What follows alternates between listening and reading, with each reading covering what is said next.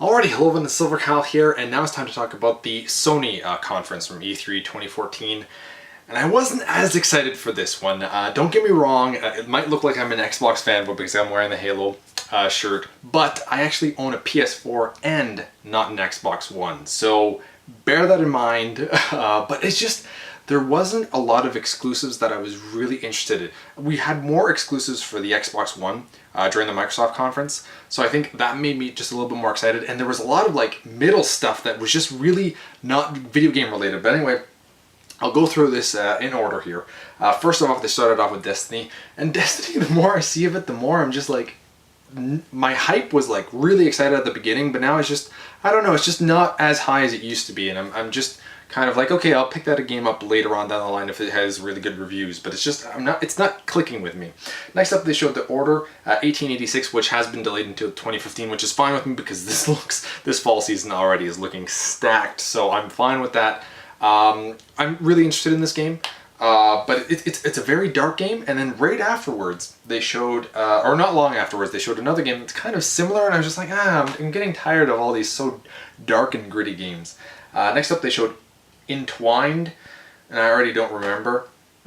Oh, this was like an indie game, and I'm not super sold on this. They showed like two little beings. At the beginning I thought maybe possibly this is from that game company, but it wasn't, and then it just a new developer. That's available right now though. That was kind of cool. I think this is the game that was available right now on PlayStation, on the PlayStation Store. Next up, Little Big Planet. I love the way that they introduced Little Big Planet. They just had it in the background. The title, Little Big Planet 3. It's here. And then they started talking about it like, okay, let's just get right into it. It looks interesting, but it looks kind of like a little bit more of the same, just different characters, I guess. Instead of just playing as Sackboys, you have different versions. There's Oddsock, which is kind of like a dog. That was kind of cool. My girlfriend got really excited when she saw Oddsock. I know I'll eventually be picking this game up at some point, but it doesn't really look like it's really defying graphics and next gen blowout. It's nothing like that, but it's more Little Big Planet, which is always a plus for Sony, and it's also coming out this fall. I think November they might have said. I can't remember if they said October or November, but they said this fall either way, which is good for them because they don't really have a lot of exclusives at this point. Bloodhorn is the new one, which is just zombies or like hellish stuff, and I was just like, it's dark, gritty. I don't really care. If you're really into that kind of stuff, that's great for you, but it's just not for me. Next up, Far Cry 4. Far Cry 4, oh my god, does this game ever look good. I'm blown away by the graphics from this game. It just looks beautiful. It really does, and it's very vibrant too. They're in the forest, like an Amazon type place. I don't even remember where they were, but it looked freaking awesome. Blown away by the graphics. Dead Island 2, another zombie game. I'm kind of getting tired of this big thing about going gritty and, you know, zombies. And Dead Island is a little bit different because, I mean, there's a little bit of a happier side, especially with this trailer where the guy's just running around. But I'm not super jazzed about that. Next up, they had Magicka 2, which I was kind of excited because of the trailer was really, I thought it was kind of funny until they blew up a cat, and my girlfriend was thinking it was kind of funny until they blew up the cat, and then she was completely against it. I was just like, and the crowd was kind of like, oh, like, you blew up a cat. And I don't really care when they actually showed what the game was, which is Magicka 2. Then they had a really funny letter from this like 10-year-old girl who actually says that she's 12 at the end, and then I think it's Tim Schafer, who is saying that he wants to play older games, and they're bringing back Grim Fandango. I don't know this series, but it was really well how they transitioned into that, and it was Tim Schafer actually writing the letter. I think that's his name. I might be mispronouncing it. Then they showed a bunch of indie games, and I can like indie games. Like the Xbox One did a really good job of showcasing a few of them that looked really interesting. All of these games, I was like, I'm not interested in any of these. And Sony is usually pretty good with this.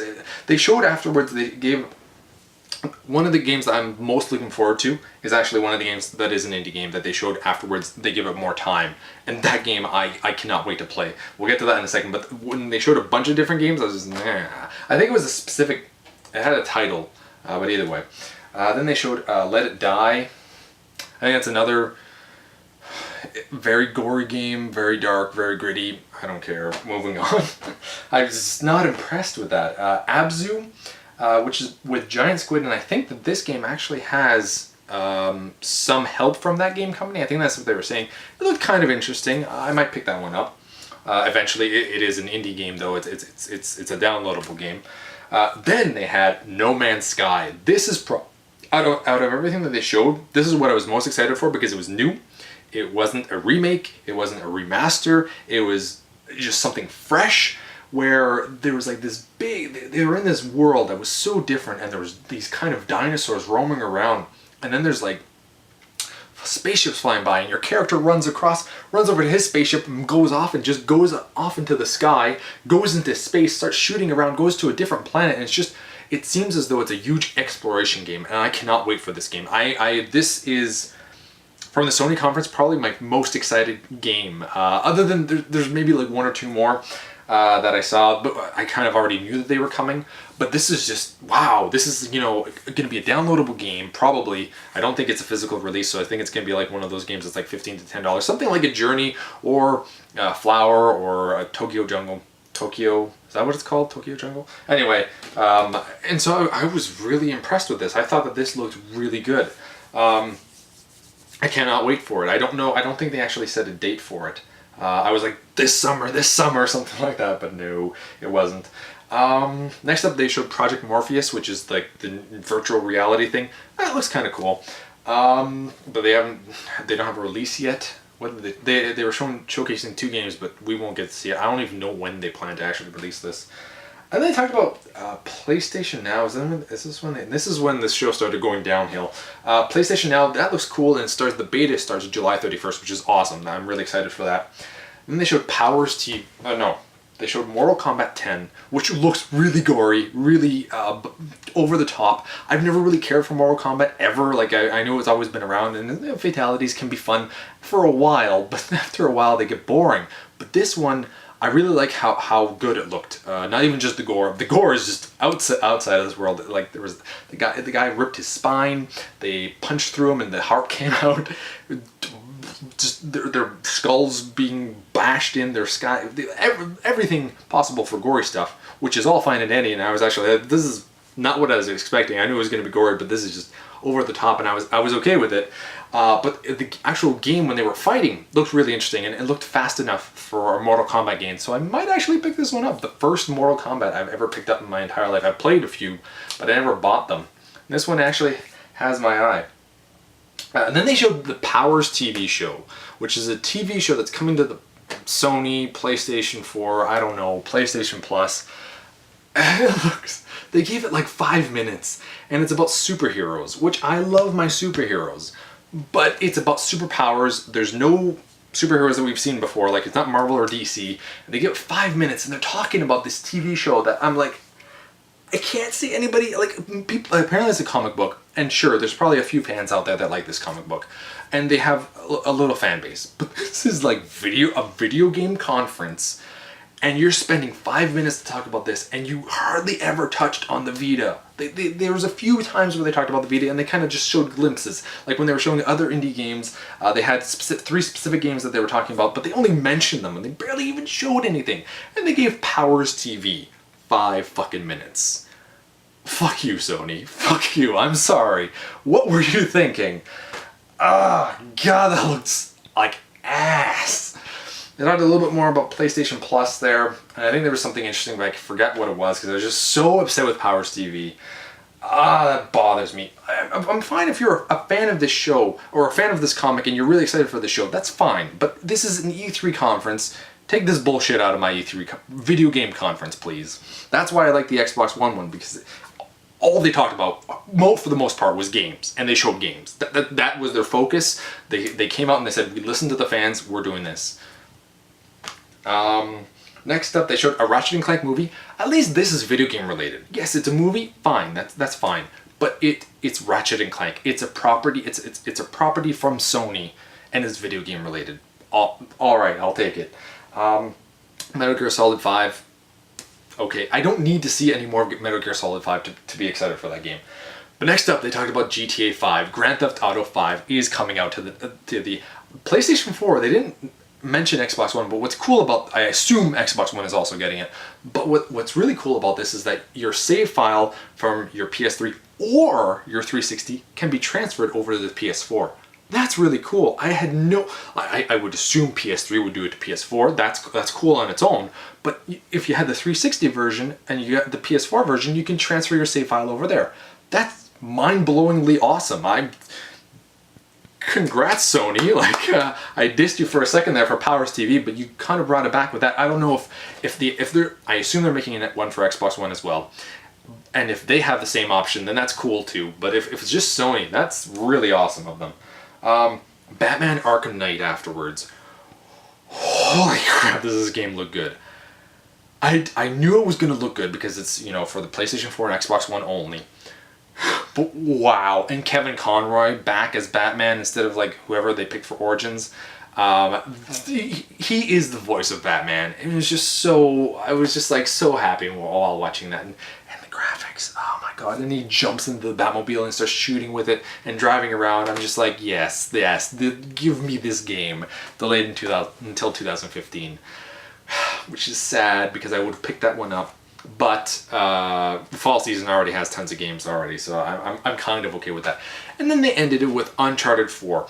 And Drake looks insanely this is the best Drake has ever looked, and I expected him to look really good, but he looks amazing. They haven't showed any real game footage, but man, Drake looked awesome. That is some of the most realistic graphics I've ever seen. They showed like this bug. I just looked freaking awesome.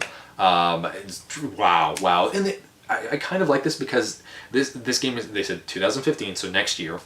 Already next 2015, not just from Sony, but just like everything that's coming out in 2015 looks like an awesome year. 2014 and 2015 are going to look amazing already, and we don't even know what Nintendo's working on really. And then, you know, next year's E3, they're going to have even more games. It's just Sony, Microsoft, and Nintendo and Ubisoft and EA. I will be talking about those as well, EA and Ubisoft. At some point I'll do a separate video for them.